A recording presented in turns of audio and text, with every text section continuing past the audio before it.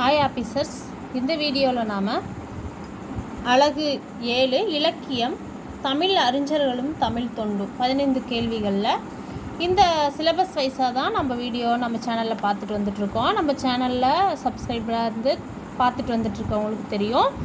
புது சப்ஸ்கிரைபராக இருந்தீங்கன்னா நீங்கள் தொடர்ந்து நம்ம சேனலில் பாருங்கள், ரொம்ப யூஸ்ஃபுல்லாக இருக்கும். நாம் குரூப் 4 நியூ சிலபஸ் அடிப்படையில் ஒவ்வொரு டாப்பிக்காக பார்த்துட்டு வந்துட்ருக்கோம். போன டைம் பாவேந்தர் பாரதிதாசனை பற்றி போன வீடியோவில் பார்த்தோம்.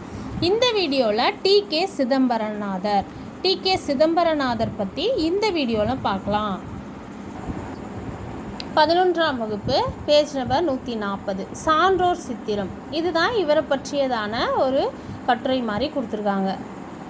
ரசிகமணி டி.கே. சிதம்பரநாதர் அவருடைய காலம் 1882 முதல் 1954 வரை.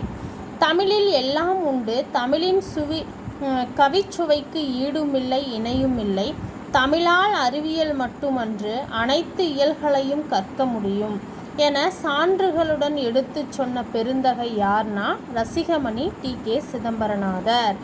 தமிழில் எல்லாம் உண்டு, தமிழின் கவிச்சுவைக்கு ஈடுமில்லை இணையுமில்லை, தமிழால் அறிவியல் மட்டுமன்றி அனைத்து இயல்களையும் கற்க முடியும் அப்படிங்கிற இந்த மேற்கோள் சொன்னவர் யாருன்னு கேட்டால், சான்றுகளுடன் எடுத்து சொன்ன பெருந்தகை யாருன்னு கேட்டால் ரசிகமணி டி.கே. சிதம்பரநாதர். இவர் தமது இலக்கிய ரசிகத்தன்மையால் தமிழுக்கும் தமிழருக்கும் புத்துணர்வு ஊட்டியவர். டி.கே.சியின் வீட்டுக்கூடத்தில் வட்ட வடிவமான தொட்டி கட்டி ஞாயிறுதோறும் மாலை 5 மணிக்கு கூடிய கூட்டம் இலக்கியத்தை பற்றி பேசியது. அதாவது அவர் ஒரு வீட்டில் வட்ட வடிவமான தொட்டில் கட்டி ஞாயிற்றுக்கிழமை தோறும் மாலை 5 மணிக்கு ஒரு கூட்டம் கூடியிருந்திருக்கு.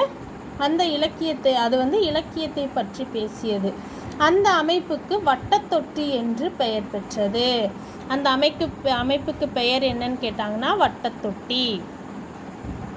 டி.கே.சி இலக்கியங்களின் நயங்களை சொல்ல கூட்டத்தில் உள்ள அனைவரும் தங்களை மறந்து இலக்கியத்தில் திளைப்பர். தமிழின் இனிமை என்பது மட்டும் அவர்கள் உள்ளங்களில் நிறைந்திருக்கும். வழக்கறிஞராக தொழில் புரிவதை விட தமிழ் இன்பத்தில் திளைப்பதையே டி.கே.சி விரும்பினார்.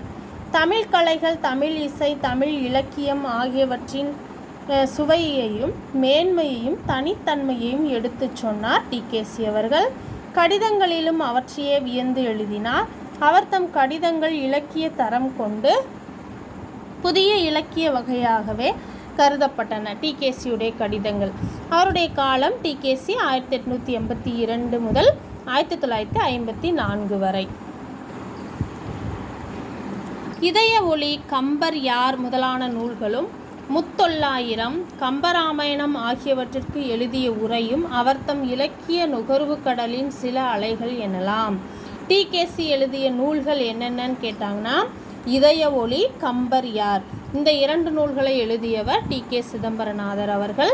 அவர் எதுக்கெல்லாம் உரை அவர் எழுதினார் அப்படின்னா, முத்தொள்ளாயிரம், கம்பராமாயணம் ஆகியவற்றுக்கு அவர் எழுதிய உரை அவர் தம் இலக்கிய நுகர்கடலில் சில அலைகள் எனலாம் அப்படின்னு சொல்கிறாங்க.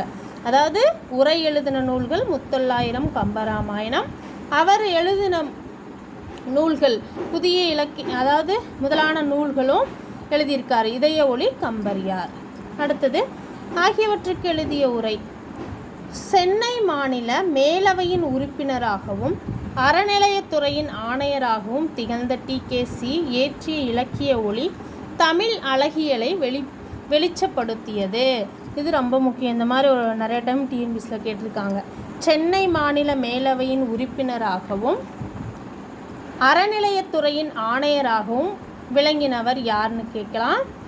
கொஸ்டின் எப்படி வேணாலும் கேட்கலாம். அதனால் சென்னை மாநில மேலவை உறுப்பினராகவும் இருந்திருக்காரு, அறநிலையத்துறையின் ஆணையராகவும் திகழ்ந்தவர் யாருன்னா டி.கே. சிதம்பரநாதர்.